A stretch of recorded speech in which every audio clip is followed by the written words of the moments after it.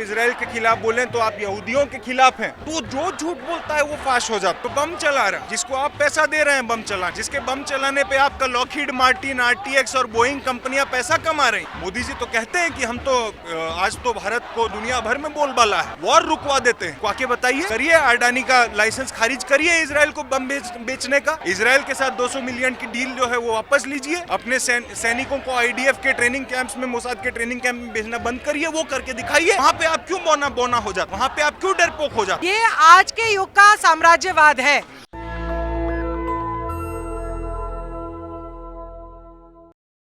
इस दिन पे लगातार रफा में हमले हुए हैं और अभी लेकिन ये है कि संधि का प्रस्ताव दिया गया है। तो आप उस संधि प्रस्ताव को लेकर क्या कहेंगे, जो अमेरिका ने कहा है कि भाई हमास को ही मानना चाहिए और इजराइल को ही मानना चाहिए? देखिए, सबसे पहली मांग जो आज दुनिया भर से उठ रही है, फिलिस्तीन से उठ रही है कि सीज फायर तुरंत। इतनी हजारों हजार जानें जब जा चुकी हैं, सीज फायर प्रायोरिटी। हमने बार बार देखा इतिहास में, सिर्फ अभी की नहीं, पहले भी कई बार इजराइल ने सीज फायर के अग्रीमेंट्स को लगातार वायलेट किया, लीगली साइन डॉक्यूमेंट्स को लगातार वायलेट किया।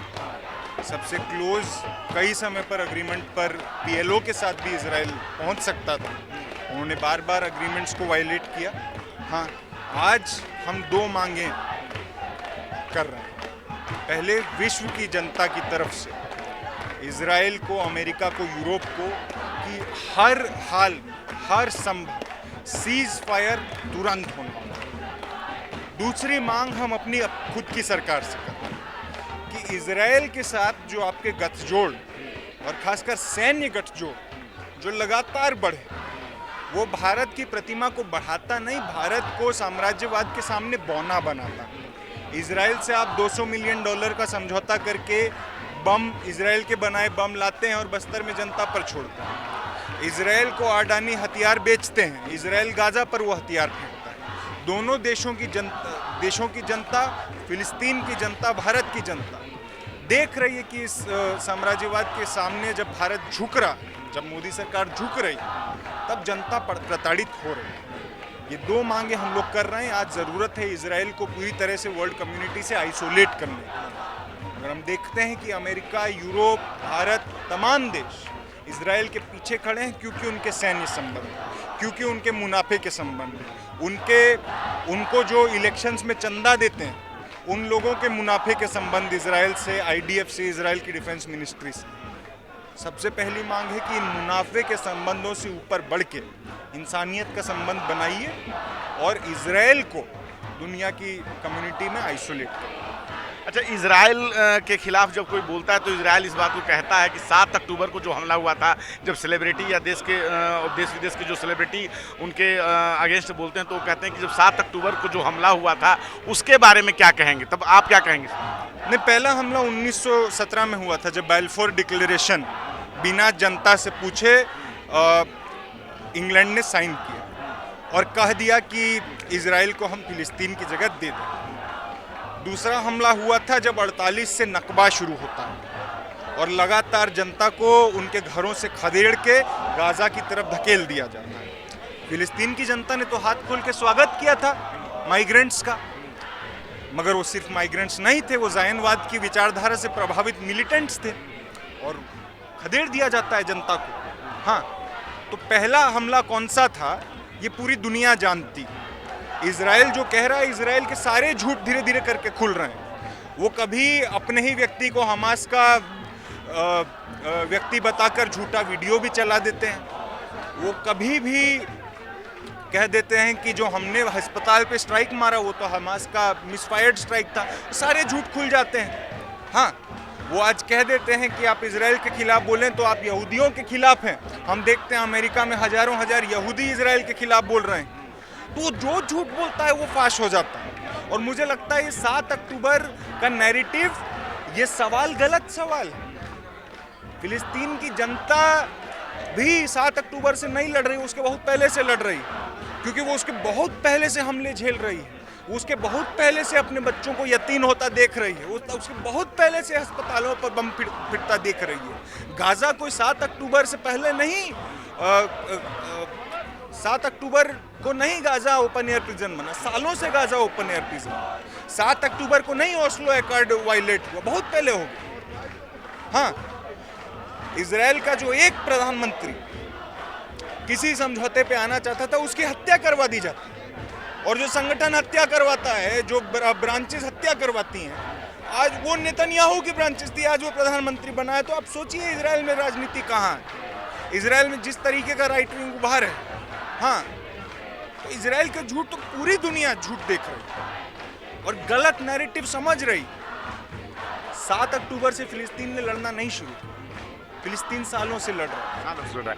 सर, भारत में भी देखा जाता है कि जब भारत में कोई नागरिक संगठन, सिविल सोसाइटी या कोई नागरिक जब फिलिस्तीन का समर्थन करता है, सोशल साइट्स पे करता है, तो उसे नौकरी से निकाल दिया जाता है या उसके अगेंस्ट FIR हो जाती है। इस पे आप क्या कहेंगे? देखिए, मुनाफे का संबंध, और ये भारत का तो आप जान ही रहे हैं। आज भी हमें यहाँ पर आने के लिए पुलिस से बहुत जद्दोजहद करनी पड़ी, मगर जब पुलिस ने देखा कि 500 से ज़्यादा लोग यहाँ पर इकट्ठा हो रहे हैं, तो पुलिस बैकफुट पे गई। हाँ, हम लोग देखते हैं, अमेरिका में आप देख लीजिए, अमेरिका की यूनिवर्सिटीज़ में आज एनकैम्पमेंट चल रहे हैं जगह जगह। हार्वर्ड में चल रहा है, कोलंबिया में चल रहा है, कहीं MIT में चल रहा है, जगह जगह चल रहा है, और हर जगह स्टूडेंट्स पर बुरी तरह प्रताड़न हो रहा है स्टूडेंट्स का। क्यों हो रहा है? हार्वर्ड को पैसा देते हैं रॉबर्ट क्राफ्ट हर साल पैसा भेजते हैं इजराइल को भी। हाँ, कोलंबिया को पैसा देते हैं लेस्ली नेक्स्टन, जिन्होंने कि नेतन्याहू का इलेक्शन कैंपेन तक फंड किया था। MIT और इजरायली डिफेंस फोर्सेस का $11 मिलियन का अग्रीमेंट है। तो सारा खेल मुनाफे का है, सारा खेल साम्राज्यवादी ताकतें ज़्यादा से ज़्यादा पैसा अपने हाथ में रखें और जनता की जानों से जरा भी फर्क नहीं। सारा खेल वो है, और मुनाफे के जब आप चैलेंज करेंगे तब आप देखेंगे जगह जगह पर आपको प्रताड़न, मौत, धमकी झेलने को मिलता है। एक सवाल उठता है कि अभी 2 दिन पहले इंस्टाग्राम पे ऑल आइज ऑन रफा एक चला हुआ था, कैंपेन चला हुआ था, तो कुछ जो लोगों ने ये भी अपने सोशल साइट स्टोरी में लगाया कि all eyes on POK, all eyes on in Bangladeshi Hindu. इस पे क्या कहना चाहेंगे आप ही ने जवाब दे दिया। जब ऑल आइज ऑन रफा चला, तब कुछ संघियों को याद आया कि POK में भी कुछ हो रहा है, पाकिस्तान में भी, बांग्लादेश में भी कुछ हो रहा है। आप कहाँ होते हैं? साल भर आप कहाँ होते हैं? पाकिस्तान में तो जो हिंदुओं के लिए लड़ रहे हैं वो खुद लेफ्ट लड़ रहा है, खुद कम्युनिस्ट और वहाँ के सेक्युलर लोग लड़ रहे हैं। जो अगर हिंदू में माइनॉरिटी या किसी भी देश में माइनॉरिटीज़ के लिए, तो वहाँ के सेक्युलर लोग लड़ रहे होते हैं, वहाँ के जो अधिकार पसंद लोग हैं वो लड़ रहे होते हैं। मगर इनको तभी याद आता है जब दुनिया भर में हम देखते हैं कि एक आवाम जिसको कि कुचल दिया जा रहा है, उसके साथ लोग खड़ा हो। ये व्हाटअबाउटरी असल में भयावह है इंसानियत के लिए, कि हम एक जगह लोग कह रहे हैं कि 40,000 लोगों को मार दिया गया, बम मारा गया एक ऐसी जगह पर जिसको कि सेफ जोन कहा जा रहा था। वहाँ पर हम देखते हैं कि छोटे छोटे बच्चों का सर धड़ से अलग। उस समय कोई अताह हैवानियत किसी को चाहिए होगी जो उस बात का मजाक उड़ाकर कहे कि ऑल आइज ऑन POK या ऑल आइज ऑन हिंदूज इन पाकिस्तान। अरे कहिए ना भाई, आप साल भर कहिए, जब कोई घटना होती है तब कहिए। आप दूसरी घटना से काहे आप कंपेयर करें? क्या हक आपका बनता है? ये वही लोग हैं जब ब्लैक लाइव्स मैटर कहा जा रहा था तब ऑल लाइव्स मैटर कह रहे थे। अरे नहीं जी, ब्लैक लाइव एक गई है, ब्लैक लाइव्स जा रही हैं, इसलिए ब्लैक लाइव्स मैटर कहा जा रहा है। भारत में दलित लाइव्स मैटर कहा जाएगा, मुस्लिम लाइव्स मैटर, आदिवासी लाइव्स मैटर कहा जाएगा, क्योंकि यहाँ पर उन पर हमला है। तब आप यहाँ पर ऑल लाइव्स मैटर करके नहीं बात कर सकते। जिसके लिए खड़े हैं उसको स्पष्ट करिए। ये गजब हैवानियत है जो राइट विंग, भारत का राइट विंग हिंदुत्ववादी फोर्सेस कर रहे हैं। एक आखिरी सवाल कि अमूमन हम ऐसा देखते हैं कि जब कहीं लड़ाई हो रही होती है तो मजबूत पक्ष जो है उससे संघर्ष विराम की अपील की जाती है। यहाँ जो कमज़ोर है, एक तरह से हमास जो है, उससे अपील की जाती है अमेरिका के द्वारा कि आप लड़ाई बंद कर दें और समझौते पे आ जाएं। तो इसको लेके आप क्या कहेंगे? हमास की ओर कहा जाता है कि आप जरा पीछे लौटें और इस बात पे जोर दिया जाता है, तो आप इसको किस दृष्टिकोण से देखते हैं? देखिए, अमेरिका तो जो कह रहा है, हम देख रहे हैं कि अमेरिका हर साल $3 बिलियन इजराइल को भेजता है। हाँ, हमास को आप क्या कहिएगा? जंग रोको। हमास को कह दीजिएगा, फिलिस्तीन की जनता को कैसे कह दीजिएगा, जिनके कि बच्चे मर गए, जिनके कि माँ बाप मर गए, जिनके कि स्कूल अस्पताल सब खत्म हैं, जो मलबे के ढेर को देश कह रहे हैं आज के समय पर, उनको आप कैसे कह दीजिएगा लड़ाई रोको? हमारा सवाल है कि हमास को कहते हैं, इजराइल को नहीं कह रहे हैं, इस पे आप क्या? हम यही कहते हैं कि इजराइल को करना होगा वो लड़ाई, और वो इजराइल को रोकना होगा, और सिर्फ सीज फायर नहीं, इजराइल को ऑक्यूपेशन रोकना होगा, इजराइल को अपना अपार्थाइड कॉलोनियल स्टेट को रोकना होगा। वो असल में लड़ाई को रोकेगा। फिलिस्तीनियों के अधिकार होने होंगे उस जगह पर जो जबरदस्त रेजिमेंटेशन इजरायलियों और फिलिस्तीनियों के बीच में है, उसको तोड़ना होगा। एक मल्टीकल्चरल सोसाइटी बनना होगा, वहां पे एक बात जाके रुकनी होगी। एक कुछ चीजों को बहाना बनाकर जो एक पूरे आवाम को खत्म कर देने की मुहिम चल रही है, और उसमें आप कमजोर पक्ष को कह रहे हैं कि आप लड़ाई रोकिए। अरे वो तो लड़ाई हारा हुआ है, वो तो अपने आसपास अपने प्रियजनों को मरता हुआ देख रहा है रोज, वो तो अपने बच्चों की लाशें गिन रहा है। उसको आप क्या कहिएगा लड़ाई रोको? जो बम चला रहा, जिसको आप पैसा दे रहे हैं बम चलाने के लिए, जिसके बम चलाने पे आपका लॉकहीड मार्टिन, आरटीएक्स और बोइंग कंपनियां पैसा कमा रही, उसको ना कह के बताइए आप तो सुपर पावर हैं, आप तो खुद को सबसे बड़ा देश कहते हैं। मोदी जी तो कहते हैं कि हम तो आज तो भारत को दुनिया भर में बोलबाला है, वॉर रुकवा देते हैं। हाँ, रुकवा के बताइए, करिए अडानी का लाइसेंस खारिज करिए, इजराइल को बम बेचने का।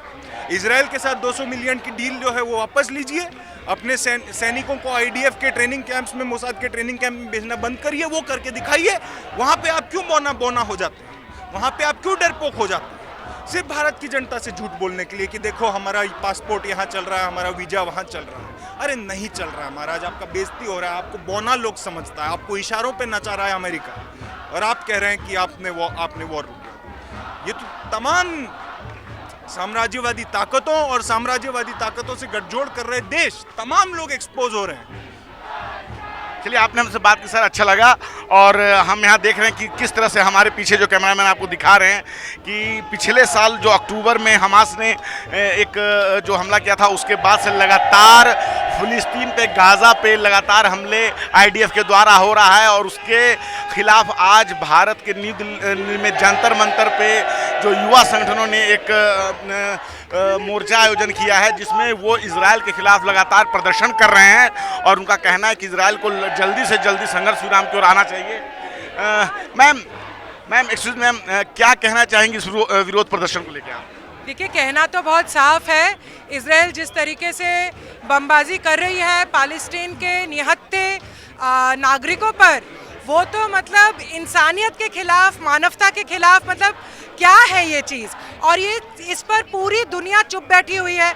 अमेरिका इसका समर्थन कर रही है, कई देशों की सरकार इसका समर्थन कर रहे हैं, क्योंकि अमेरिका इसका समर्थन कर रही है, अमेरिकी सरकार इसका समर्थन कर रही है। ये आज के युग का साम्राज्यवाद है और कुछ नहीं है। हमारे देशवासियों को नहीं भूलना चाहिए कि अभी तक 100 साल भी नहीं हुए हैं कि कोई विदेशी कंट्री के गुलाम हम खुद थे। तो हम जैसे देशों को तो सबसे पहले आगे बढ़कर फ़लस्तीन के नागरिकों का समर्थन करना चाहिए साम्राज्यवाद के खिलाफ। आज यहाँ पे उसी की एक छोटी सी कोशिश की गई है। मैम, जब कोई सेलिब्रिटी आवाज़ उठा रहा है फ़लस्तीन के समर्थन में, तो इजराइल की सरकार जो है उन्हें टैग करती है सोशल साइट पे, या उनसे जवाब मांगती है कि 7 अक्टूबर की रात आप कहाँ थे। इस पर क्या कहना चाहेंगे? इस पे कहने का कुछ नहीं है। मतलब देखिए, जितने फ़लस्तीन के नागरिक, निहत्थे नागरिक मरे हैं, उसका जवाब आज तक इजराइल दे नहीं पाया है। जब तक इजराइल उसका जवाब नहीं देगा, तब तक 7 अक्टूबर की बात ही नहीं आती। युद्ध 7 अक्टूबर को शुरू नहीं हुआ है, युद्ध पिछले कई वर्षों से, कई दशकों से चल रहा है। इजराइल बार बार 7 अक्टूबर की बात उठा रही है। इजराइल से ये सवाल कौन करेगा कि उसके पहले पिछले 10 साल में आपने फ़लस्तीन के कितने लोगों को मारा है? इसका जवाब आप पहले दीजिए। देखिए, आंकड़ों में नहीं जाते हैं। सवाल है कि बहुत सालों से, बहुत दशकों से इजराइल अमेरिकी पैसे के बल पर इस तरीके से फ़लस्तीन पर हमला करती आ रही है, और हमारे देश के नागरिकों को इस